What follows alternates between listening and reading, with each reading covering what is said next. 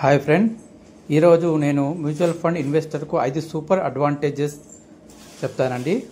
అందులో వచ్చేసి ఒకటి, తక్కువ మొత్తంలో పెట్టుబడి. మ్యూచువల్ ఫండ్లో నెలకు కేవలం 500 తోటే పెట్టుబడి మొదలయిస్తుందండి. పెద్ద మొత్తం అవసరం లేదండి.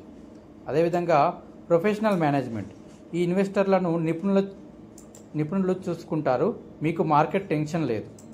ఓకే, నెక్స్ట్ థర్డ్ వన్ వచ్చేసి డైవర్సిఫికేషన్. తక్కువ రిస్క్, అంటే ఒక ఫండ్లోనే వేస్తే చాలా కంపెనీల్లో ఆటోమేటిక్గా పెట్టుబడి విభజిస్తుంది, రిస్క్ తగ్గుతుంది.